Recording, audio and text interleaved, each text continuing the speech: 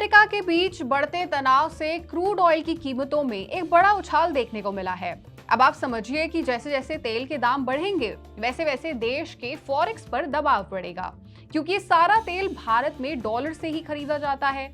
ऐसे में भारत जैसे बड़े ऑयल इंपोर्टिंग देश के लिए चुनौती और बढ़ गई है, जिसका कुल जमा असर भारतीय रुपए पर पड़ा है और रुपया अपने रिकॉर्ड निचले स्तर के करीब पहुंच गया है। ऐसे में रिजर्व बैंक ऑफ इंडिया का रुपए की हालत सुधारने के लिए सामने आना काफी जरूरी हो गया है। ऐसे में रिजर्व बैंक के फॉर्मर डेप्यूटी गवर्नर माइकल पत्रा ने इस मुद्दे पर एक न्यूज वेबसाइट को दिए गए अपने इंटरव्यू में कहा कि भारत को स्थिति से निपटने के लिए कम से कम $1 ट्रिलियन का फॉरेक्स रिजर्व चाहिए। आइए समझते हैं कि भारत इस समय फॉरेक्स के मसले पर कहां खड़ा है, एक्सपर्ट्स क्या कह रहे हैं इस मुद्दे पर, जानेंगे पूरी पिक्चर आज की इस वीडियो में। नमस्कार, मैं हूं सलोनी त्यागी और आप देख रहे हैं मनी 9। जैसा कि हमने पहले बात की है, रिजर्व बैंक के एक बड़े पूर्व अधिकारी और एक प्रोमिनेंट इकोनॉमिस्ट माइकल पत्रा का कहना है कि भारत को अभी करीब $1 ट्रिलियन के फॉरेक्स की जरूरत है, ताकि ऑयल और ऐसे ही तमाम क्राइसिस से निपट सके। पर बड़ा सवाल ये है कि फॉरेक्स के मामले में अभी हम खड़े कहां हैं। तो आपको बता दें कि अभी भारत के पास करीब $728 बिलियन का एक मजबूत रिजर्व मौजूद है।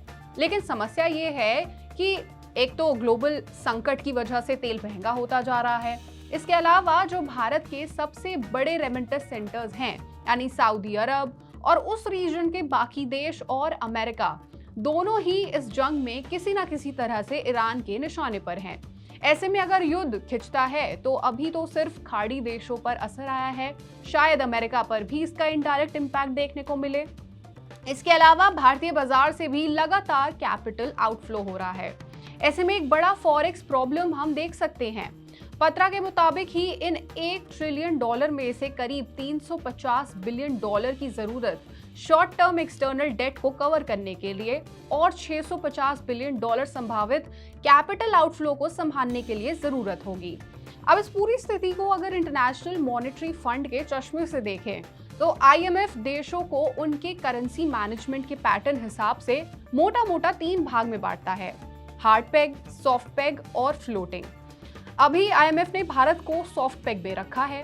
ये सारे डिवीजन सेंट्रल बैंक की अपने फॉरेक्स मैनेजमेंट की पॉलिसीज के हिसाब से किया गया है।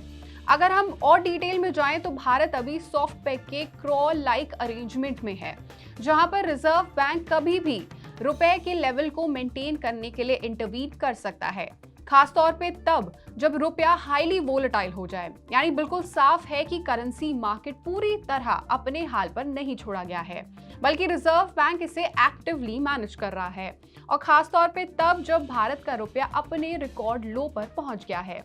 अब अगर हम इसकी टाइमलाइन को समझें तो साल 2023 से पहले भारत को ब्रॉडली फ्लोटिंग कैटेगरी में रखा गया था, पर जब साल 2022 से 2024 के बीच में ग्लोबल वॉलेटिलिटी बढ़ने लगी, तब RBI ने अग्रेसिवली इंटरवीन करके रुपए के लेवल को एक नैरो रेंज में रखने की कोशिश की।